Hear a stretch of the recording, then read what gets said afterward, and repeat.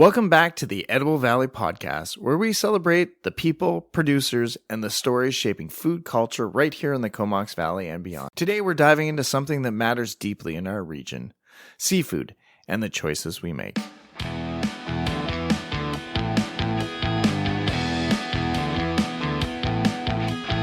Welcome to the Edible Valley Podcast. We want to invite you as we embark on a culinary journey through the heart of Vancouver Island. From the fertile fields to the pristine waters of the Pacific Ocean, we'll explore the stories behind the food that nourishes us. Tune in to each episode as we deep dive into the flavors, the traditions, and the innovations that make this a true paradise. Now please join us as we explore our Edible Valley. Hi, I'm Chef Jonathan Fraser. On this episode, we're talking all about seafood. Living on Vancouver Island, seafood isn't just an ingredient. It's an identity. It's the livelihood here for many. It's tourism and tradition. From spot prawns and halibut to salmon and shellfish, the ocean is a part of who we are. But here's the question. How do we know the seafood we're buying is actually sustainable? Here in Canada, many of us have seen the Oceanwise symbol, a sustainable seafood program created by the Vancouver Aquarium through Oceanwise. And if you haven't seen it, I encourage you to look for it. Recently, we were in the San Francisco Bay Area for Super Bowl 60 with the F3 podcast. We had the chance to explore Monterey Bay, specifically the Monterey Bay Aquarium, who created and developed Seafood Watch and assisting other countries and programs, including Canada's Oceanwise program. These programs help retailers and consumers understand which seafood choices are considered best choice, which are good alternatives, and which ones we should avoid based on science, stock health, environmental impact, and fishing methods.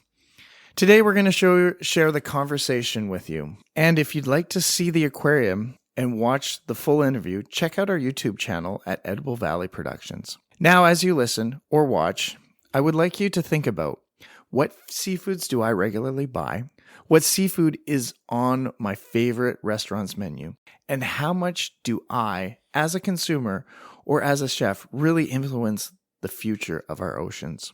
Here's Erin's interview with Monterey Bay Aquarium. Can you tell me a little bit about how the program got started and how long ago was that and what was sort of the impetus behind it? Was it a long work in progress or did it come together quite quickly?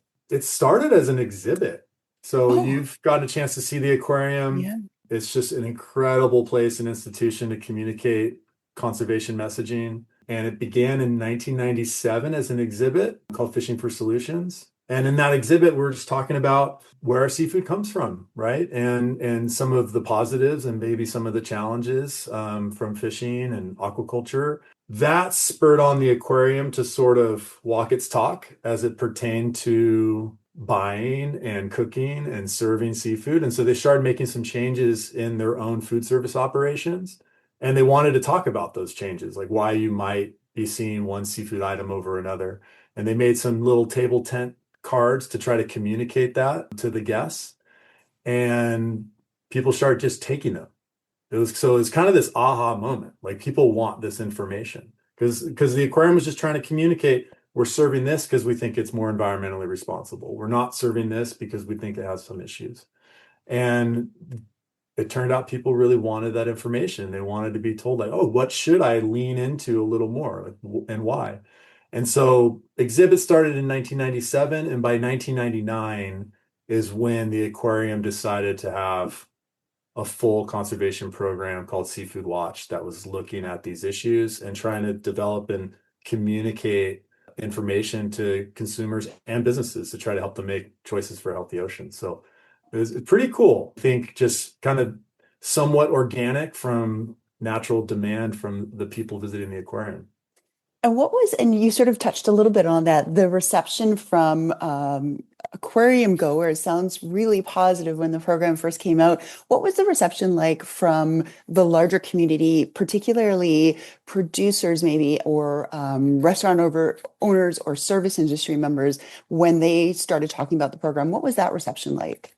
Chefs and restaurants, I think, are such change makers. And one step, not even removed, but directly connected to those consumers. So with the program generating this buzz around seafood sustainability and actually arming them with some information to take action on, naturally it just started engaging the chefs and the culinary community, right? I mean, because they're consumers as well. Like they see this information and they're usually the first to, just jump into something and want to use kind of the position they hold to make more responsible choices. And so chefs and restaurants were the natural next step of the program, engaging with more of like the market businesses in general. They have a lot of power, a lot of sway over public perception and the ability to shape and frame things and present things that consumers may or may not be accustomed to before, right? So they have a lot of flexibility in what they can bring their guests, which is great. And so I think chefs were kind of that first change agent from the market side. But of course, it requires a lot of engagement up the supply chain. And, slowly over time, it's become much more accepted, certainly. I mean, the seafood industry is incredibly important for global communities at large, and no one's trying to do the wrong thing, at scale. So there's some hesitancy, I think, at first in terms of, how are we communicating things as being sustainable or not sustainable, et cetera. But over time, I mean, if you go to certain seafood expos, 20 years ago, maybe sustainability wasn't the front and center message. Now it's everything, right? It's all everyone's talking about and positioning. So I think it's just been a natural progression of having it be a little bit of a niche subject or something that's just the conservationists are talking about. And now, much more ownership within the supply chain and producers as well, and recognizing, they want to do the right thing. They want seafood to last forever, right? And that's all what sustainability is about. And both from the environmental side as well as, economically, socially, et cetera. So, but chefs really lead the charge in many, many ways. So they're a powerful audience that we try to continue to engage with. And that's a kind of a great segue to my next question, is that when the program got started in the late 90s and then started to expand, like you mentioned, to chefs, to producers and things like that, can you kind of walk me through the process of how you got the program to go across the country and then even to help shape other programs in other countries, for example, Oceanwise here in Canada? Can you sort of tell me about that process?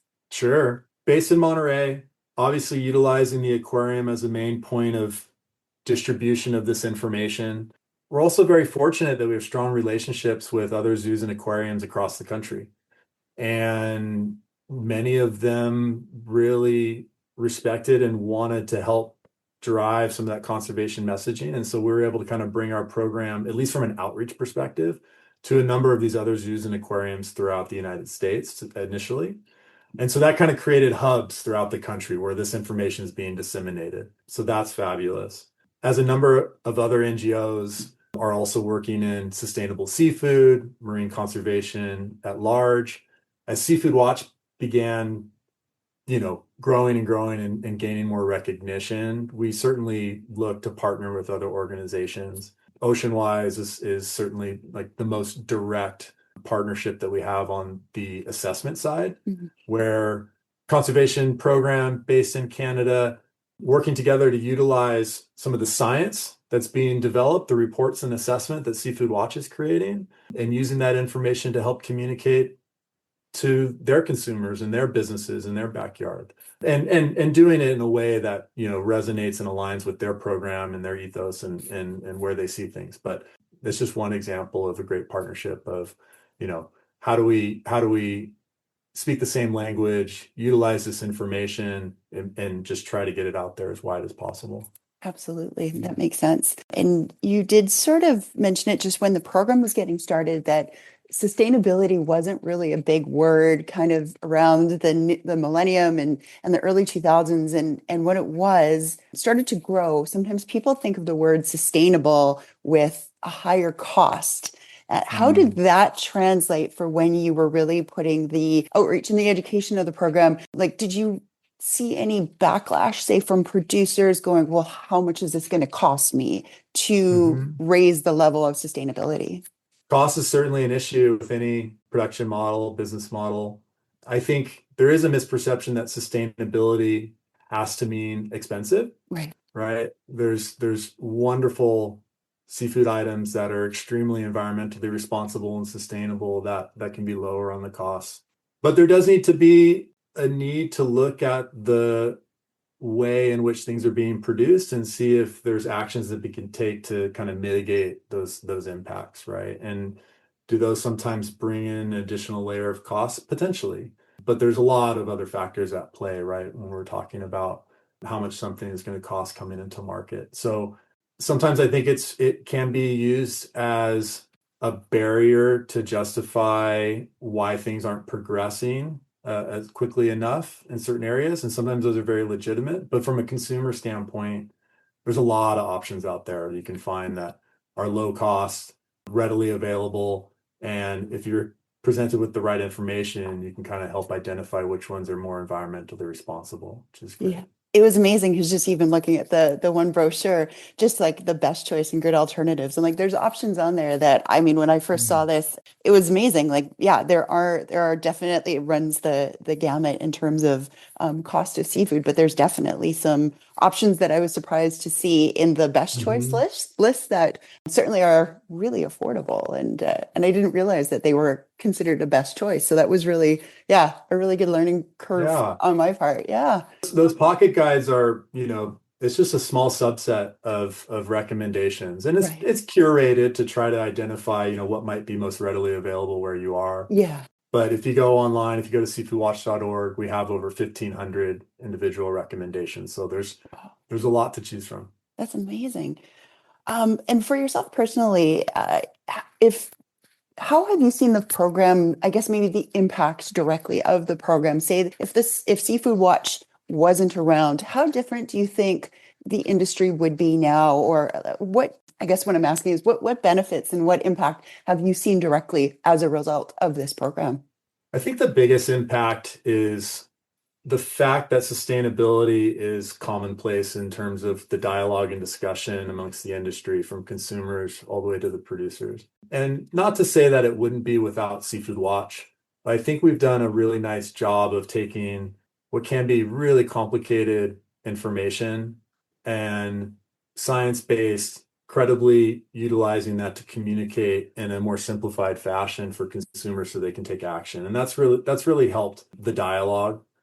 And you've seen that translated more and more as not just individual chefs and restaurants who can have a real passion for this, trying to take up this as an initiative, but really big retailers and food service operations incorporating sustainability indicators like Seafood Watch or other eco certifications into their corporate policies, right? And making this standard. Like, this is something we have to do. And it's a journey, continual progress, right? There's no expectation that things are going to be perfect overnight, but now compared to 20 years ago, it's very, very common. And I think that's just a wonderful sign. I think going forward, the big area is understanding that sustainability isn't just about environmental impacts, but about people as well, right? And so how do we continue to evolve to understand that when we're talking about true sustainability, we're talking about, sure, what are the impacts on the environment, but also what are the impacts on the community and the people that work within the supply chain, from human rights to fair and safe labor conditions to equity, and throughout all of that. And that's a big long-term goal, and it's not something you can simplify in a green, yellow, and red communication on a pocket guide. But that's where businesses are bringing a lot more attention now, right? They're focused on environmental impacts. I think it's standard, common expectation that you have some standards and policies around that. Now, what are you doing to try to help ensure that the people that work within the seafood industry are protected and have the ability to thrive as well? And then just to wrap up here, for yourself and for the program as a whole, where do you see the next sort of maybe short term, say 10 years? Do you see the industry changing dramatically in terms of its practices, or what are the next goals for Seafood Watch? There's continuous improvement happening all over. Social, as I just mentioned, is a big area of focus, right? How do we support and improve social responsibility throughout seafood? Looking at the environmental component or just improvement at large, how do we identify some of the key limitations that are holding back certain operations from making improvement, and how do we support that, right? Like I said, seafood is incredibly important for billions of people around the globe, either because of nutrition or job security. We don't want it to go away. Production is going to continue to increase. We have growing global populations. How can seafood play a critical role in supporting that? But it's going to require continuous improvement. I think in aquaculture or farming of fish, right, that's where the growth is most prevalent, right? We see anywhere from 15 to 20% year on year growth of aquaculture production. And with that comes an opportunity to continue to have improvements, right? I think it's great because aquaculture in some semblance is a bit of a technology in a way, right? Like, how do we farm better? And one component of that is technology in a sense. And usually you can see improvements happen quite rapidly in the technology space. So I'm optimistic that that'll continue. I hope you enjoyed Aaron's conversation with Shawn Cronin of Monterey Bay Aquarium and the Seafood Watch program. A big thanks to Shawn for taking the time to share insight into the science, the work, and the responsibility behind sustainable seafood recommendations and how it all began. What really stands out for me is sustainability isn't just a logo on a menu. It's fishery management, it's science, it's climate awareness, it's responsible agriculture, it's long-term thinking, and making sure we all get to be a part of sustainability.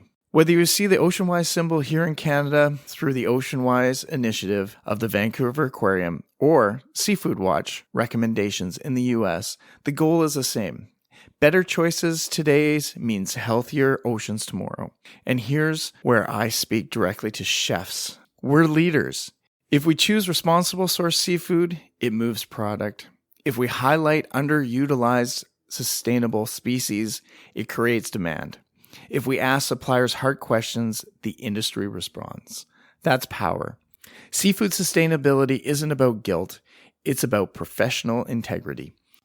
Thank you to Aaron for bringing this conversation forward, and to Shawn and the Monterey Bay Aquarium team for sharing their knowledge. If you value this episode, share it with a chef, a seafood lover, or someone who never thought twice about where their salmon comes from. This has been the Edible Valley Podcast, celebrating food, community, and the responsibility that comes with both. See you next time.